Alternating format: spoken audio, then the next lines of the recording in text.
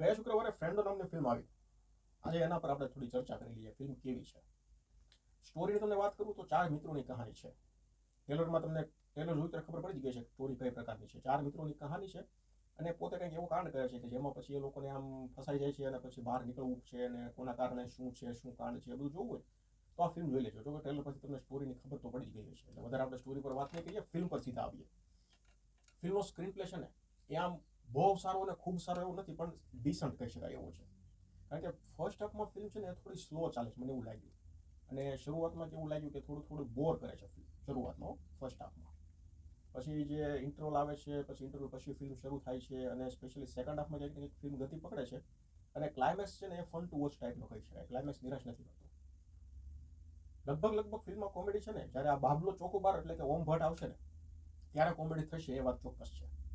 પણ એના સિવાય જ્યારે ફિલ્મ ચાલે છે ત્યારના જે કોમેડી પંચ છે ને એ અમુક વખત ડિસન્ટ છે, અમુક વખત સારા છે, એ ટાઈપના છે. એટલે એમ કહી શકાય કે તમારા મોઢા પર હળવી સ્માઇલ થોડી રહેશે, થોડી. તમે પેટ પકડીને હસશો ને એવું આખા થ્રુ ફિલ્મમાં નહીં થાય. હા, અમુક સીનમાં એવું થશે કે તમને ખૂબ વધારે પડતું હસવું આવશે.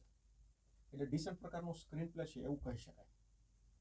હવે તમને વાત કરું એક્ટિંગની. જો કુશલ મિસ્ત્રી છે ને એનું કામ કોમેડીનું છે, તમે એના રીલ્સ જોઈએ છે તો એનું કામ ફક્ત ને ફક્ત કોમેડીનું છે. તો આ ફિલ્મમાં પણ એના માટે કરવા માટે નવું કાંઈ નહોતું. એટલે કોમેડી છે એને સારી રીતે કરી નાખી છે. એનું જે પાત્ર છે, જે મળ્યું છે એ ડિસન્ટ રીતે કામ કરેલું છે. બીજી વસ્તુ, તુષાર સાધુની વાત કરું. તુષાર સાધુની એક્ટિંગ છે ને ઠીકઠાકની કહી શકાય. ખૂબ સારું કામ કર્યું છે અને એવું મને ન લાગ્યું. ઠીકઠાક એક્ટિંગ કરી છે.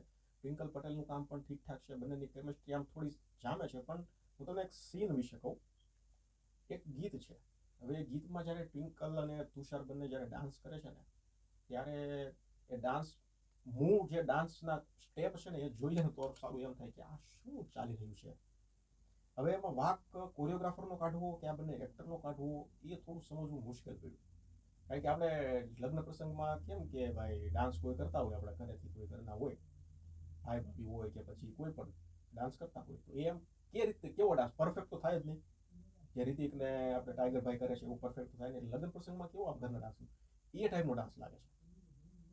એટલે મને એમ થયું કે આ શું છે બધું. બધાનું કામ ડિસન્ટ છે. અહીંયા ઇમ્પ્રેસ કરે છે ઓમ ભટ્ટ.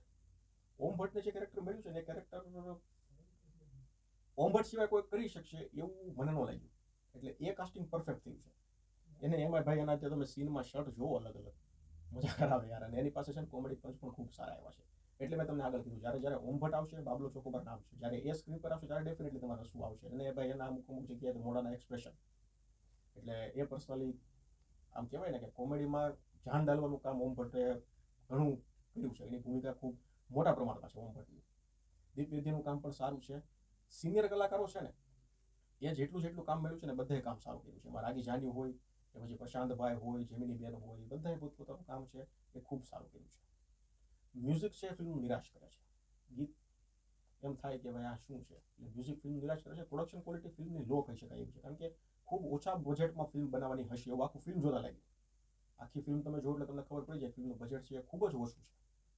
એટલે પ્રોડક્શન વેલ્યુ છે ને એ ફિલ્મની આમ ઠીકઠાક કહી શકાય એવી છે.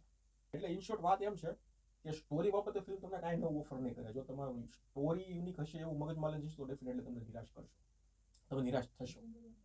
કોમેડી ફિલ્મમાં કેવું હોય ખબર છે, સ્ટોરી કદાચ નબળી હોય કે અથવા તો સ્ટોરી સાવ ન હોય, પણ જો ફિલ્મમાં બધા કલાકારો પાસે કોમેડી પંચ જબરજસ્ત હોય, બધાની ડાયલોગ ડિલિવરી જબરજસ્ત હોય અને લોકો થિયેટરમાં બેઠા બેઠા ફક્ત હસતા જ હોય ને તો પછી સ્ટોરીવાળો જે ઇસ્યુ છે ને એ માફ કરી શકાય. અને આ જે ઇસ્યુ માફ છે ને એ કોમેડીમાં જ થાય. પછી એક્શનમાં, થ્રિલરમાં, સસ્પેન્સવાળી કેટેગરીમાં એવું ન થાય.